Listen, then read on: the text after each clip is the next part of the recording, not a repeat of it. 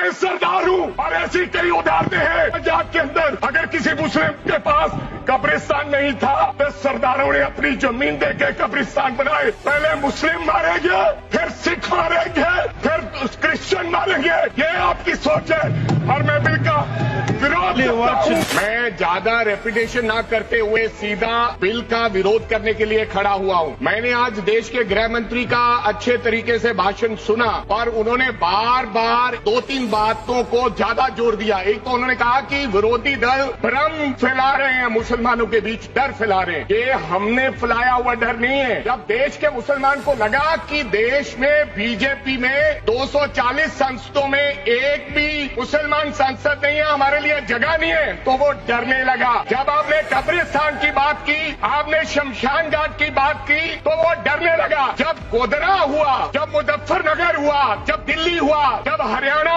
मेवात में दंगे हुए, तो देश का मुसलमान डरने लगा। आज गृह मंत्री साहब ने कहा कि 2013 का बिल अगर नहीं आता, यूपीए नहीं लेकर आती, तो आज इस बिल की जरूरत नहीं थी। क्यों बिल लाए? क्योंकि आपको पता चल गया कि देश का मुसलमान हमारा साथ नहीं दे रहा। हमने हथकंडे अपना लिए, हमने आरएसएस की नीति अपना ली, हमने डंडा अपना लिया, दंगे हो गए, लेकिन मुसलमान हमारे साथ आने के लिए तैयार नहीं है। फिर आपको पता चला, आपने एक और अंकड़ा दिया। आपने कहा 1913 से 2013 तक केवल 18 लाख मुसलमानों का जमीन था और 2013 से अब तक 21 लाख और हो गया, यानी कि 39 लाख टोटल जमीन हो गया। तो आपको किसी ने समझाया मुसलमान को अगर आपके बस में करना है, ये आरएसएस की नीति नहीं अपनाएगा जितनी देर आप इनकी सांस प्रणाली बंद नहीं करोगे। अगर वक्फ बोर्ड नहीं छीनोगे, अगर जमीनें नहीं छीनोगे, तब तक मुसलमान आपके सामने झुकने वाला नहीं है। जैसा आपने पंजाब में करने की कोशिश की,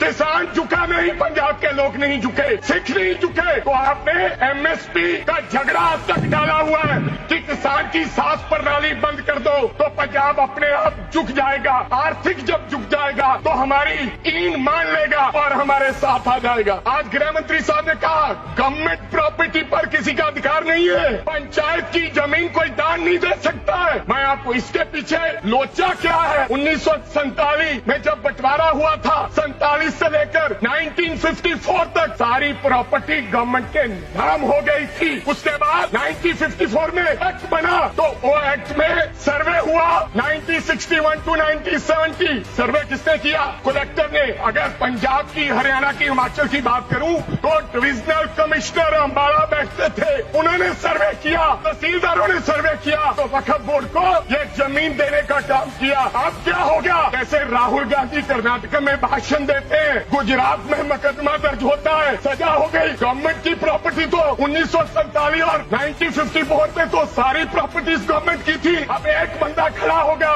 तो वो कहेगा कि यहाँ पर ये गवर्नमेंट की प्रॉपर्टी है, डिस्प्यूट होगा, तो आप वक्फ बाय यूजर का अधिकार खत्म कर दोगे कि ये तो जमीन गवर्नमेंट की थी, आप उसकी जमीन छीन लोगे। लिमिटेशन एक्ट की बात कर रहे हैं आप, और किसी धार्मिक स्थानों पर तो लिमिटेशन एक्ट लागू नहीं होता, इनके ऊपर क्यों? आप जानबूझकर इनको अपने लात के नीचे से दबाना चाहते हो, इनकी छाती पर चढ़ना चाहते हो। एक आपने और कंडीशन लगा दी कि 5 साल प्रैक्टिस मुस्लिम होना चाहिए, वो दान दे सकता है। मैं सरदार हूँ, मैं सरदार हूँ और ऐसी कई उदाहरणें हैं पंजाब के अंदर। अगर किसी मुस्लिम के पास कब्रिस्तान नहीं था तो सरदारों ने अपनी जमीन देके कब्रिस्तान बनाए। ये कौन सा अधिकार है कि मैं किसी को चीज दान देना चाहता हूँ? और इसको कौन बताएगा? रिजू साहब ये बताएंगे कि ये प्रैक्टिसिंग मुस्लिम है या नहीं है। ये सरासर अन्याय है। तो श्रोमणी गुरुद्वारा प्रबंधक कमेटी 1925 का सिखों का जो एक्ट है, आप उसमें भी संशोधन करेंगे।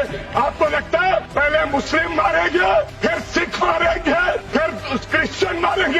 ये आपकी सोच है और मैं बिल का विरोध करता हूं।